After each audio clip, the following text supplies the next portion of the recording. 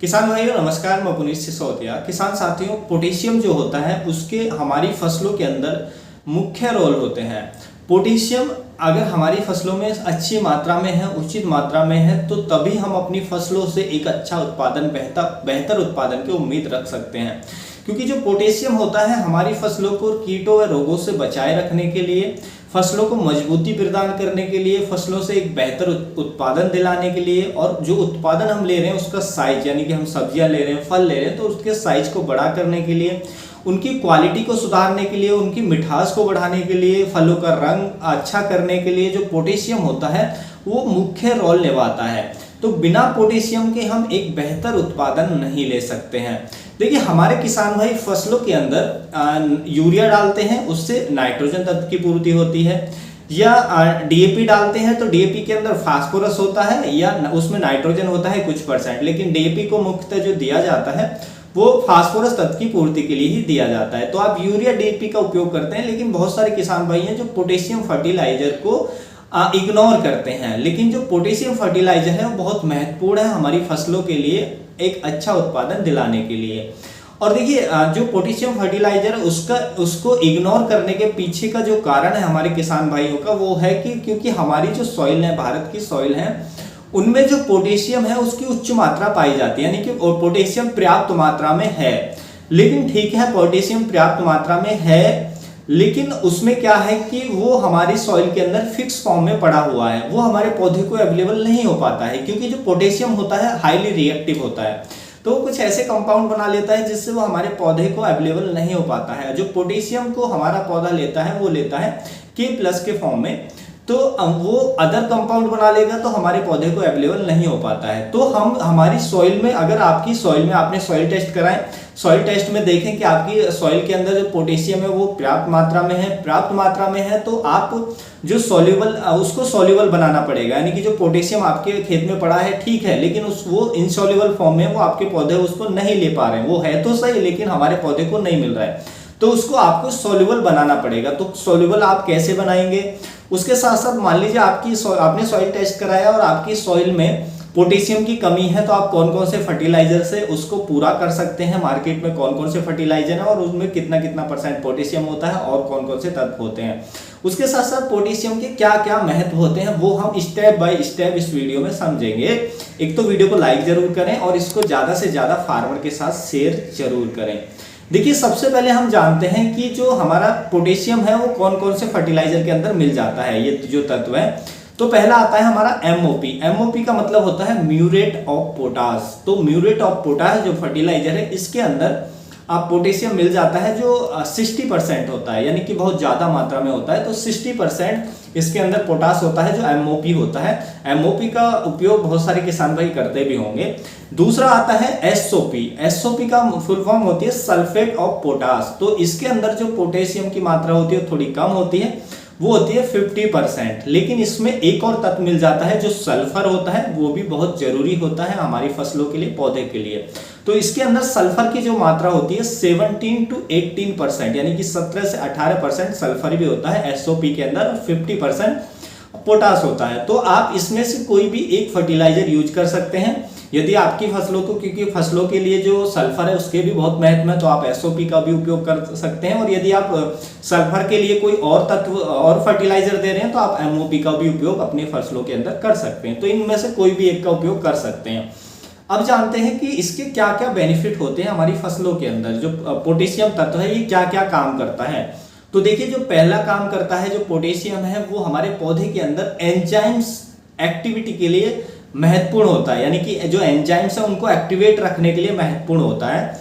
क्योंकि देखिए, एंजाइम्स जो एक्टिवेट नहीं होंगे, जो हमारे पौधे के अंदर एंजाइम्स होते हैं वो अगर एक्टिवेट नहीं होंगे, वो नहीं बनेंगे, सही से काम नहीं करेंगे, तो जो बायोकेमिकल प्रोसेस होते हैं हमारे पौधे के अंदर वो नहीं हो पाएंगे, वो सारे रुक जाएंगे। क्योंकि उनके लिए जो जरूरत होती है वो एंजाइम्स की जरूरत होती है, और एंजाइम को एक्टिवेट होना बहुत जरूरी है, और जिसको पोटेशियम ही एक्टिवेट करता है।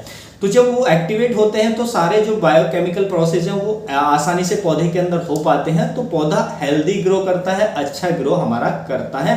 तो पहला एंजाइम्स एक्टिवेट करने के लिए जो पोटेशियम है महत्वपूर्ण होता है।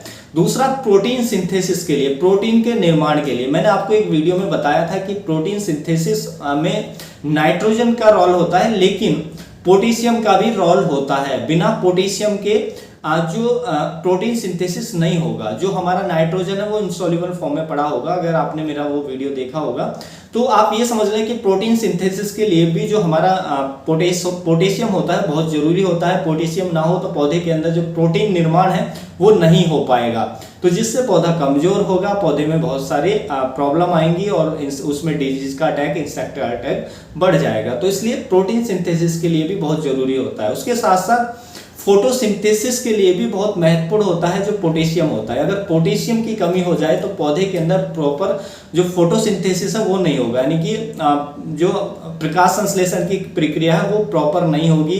क्योंकि आप जानते हैं, देखिए, जो प्रकाश संश्लेषण है, फोटोसिंथेसिस है, वो पौधे के अंदर एक बहुत महत्वपूर्ण प्रक्रिया है, क्योंकि उसी के जरिए जो पौधा है अपना भोजन बनाता है, उसी से वो ग्रो करता है, उसी से जो हमारे कार्बोहाइड्रेट्स हैं या शुगर्स का निर्माण होता है, जो हमारे फलों के साइज को भी बढ़ाते हैं और हमारे ओवरऑल जो प्लांट है उसकी ग्रोथ के लिए जिम्मेदार होते हैं।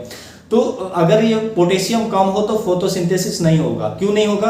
क्योंकि देखिए, स्टोमेटा के खुलने और बंद करने में हेल्प करता है, जिससे जो कार्बन डाई हमारे CO2 होता है उसको एब्जॉर्ब करने में, या हमारे पौधे के अंदर जो हमारा पानी होता है, वाटर होता है, उसके रेगुलेशन के लिए जिम्मेदार होता है। तो जो ये स्टोमेटा होते हैं, आप जानते हैं कि पौधे की जो पत्तियां होती हैं उसके अंदर छोटे छोटे छिद्र होते हैं जो खुलते और बंद होते हैं समय पर। तो उनके माध्यम से ये जो पौधा है वो जो बाहर के जो CO2 है, कार्बन डाइऑक्साइड है, उसको लेता है, सूर्य के प्रकाश को उनके जरिए ग्रहण करता है। तो उनका स्टोमेटा का रेगुलेशन बहुत जरूरी है, उनका खुलना बंद होना टाइम से वो बहुत जरूरी है। तो उनको रेगुलेट करने का जो काम करता है वो हमारा पोटेशियम करता है। तो ये जो हमारा फोटोसिंथेसिस है उसमें भी मुख्य रोल निभाता है।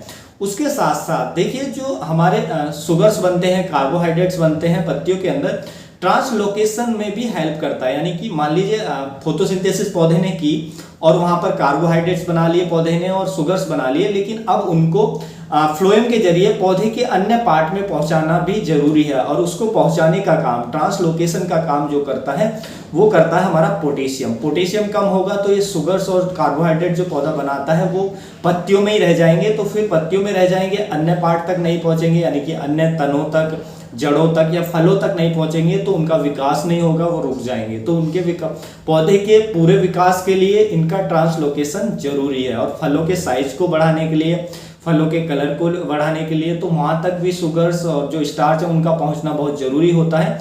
तो ये बहुत महत्वपूर्ण होता है, ट्रांसलोकेशन में हेल्प करता है। इसके बिना जो उनका ट्रांसलोकेशन रुक जाएगा, जिससे हमें बहुत सारी समस्याएं देखने को मिलेंगी।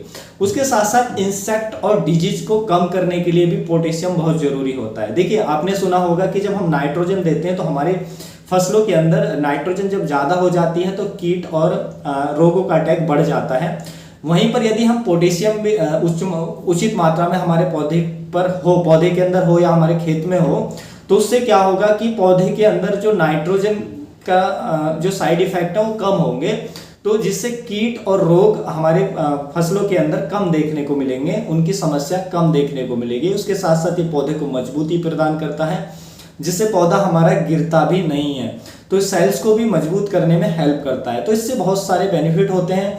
उसके साथ साथ ये हमारे पौधे को बायोटिक और एबायोटिक स्ट्रेस से बचाए रखता है, तो हर तरह के स्ट्रेस से दूर रखता है, जिससे हमें बहुत अच्छा उत्पादन देखने को मिलता है। तो पोटेशियम जो है बहुत ही जरूरी पोषक तत्व है और हमें इसको जरूर डालना चाहिए अपनी फसलों के अंदर। इसके बिना हम एक बेहतर उत्पादन नहीं ले सकते हैं। अब मान लीजिए आपने अपनी सॉइल का मिट्टी का सॉइल टेस्ट कराया, मिट्टी की जांच कराई और आपको पता लगा कि हाँ, हमारे सॉइल के अंदर जो पोटेशियम है वो पर्याप्त मात्रा में है, उच्च मात्रा में है। ठीक है, सॉइल टेस्ट में आपका आ गया, लेकिन वो पर्याप्त मात्रा में तो है, लेकिन वो हमारे पौधे को अवेलेबल नहीं है। क्योंकि जो पोटेशियम होता है, जैसा मैंने बताया, हाईली रिएक्टिव होता है, तो वो अदर कंपाउंड बना लेता है। तो अब उसको अवेलेबल कराने के लिए हम क्या कर सकते हैं? यदि कम है तो जो मैंने फर्टिलाइजर बताया आप उनको डालें, और यदि हाई है तो आपको उसको सॉल्युबल बनाना है। उसको सॉल्युबल बनाने के लिए आपको क्या करना है कि आपको जो हमारे पोटेशियम मोबिलाइजिंग बैक्टीरिया आते हैं, जो आपको इको कंपनी का मिल जाएगा, किसी अदर कंपनी का मिल जाएगा, तो आप किसी भी कंपनी का ले सकते हैं, जो भी जिस कंपनी का आपके एरिया में इजीली अवेलेबल हो। तो आप पोटेशियम मोबिलाइजिंग बैक्टीरिया का अपने खेतों के अंदर ज़्यादा से ज़्यादा उपयोग करें।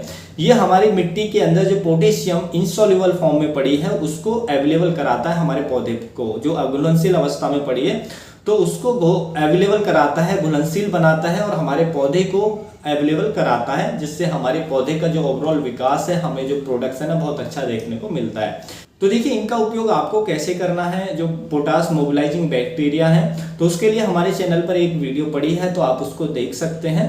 तो उसमें आपको पता चल जाएगा कि जो पोटास मोबिलाइजिंग बैक्टीरिया है इनका उपयोग हमें कैसे करना है। तो उम्मीद है किसान भाई जो वीडियो है आपको अच्छा लगा होगा। वीडियो अच्छा लगा तो लाइक ज़रूर करें, ज़्यादा से ज़्यादा इसका शेयर करें। मिलूंगा मैं आपको एक और नई वीडियो में नई जानकारी के साथ, तब तक के लिए आप अपना ख्याल रखें। धन्यवाद।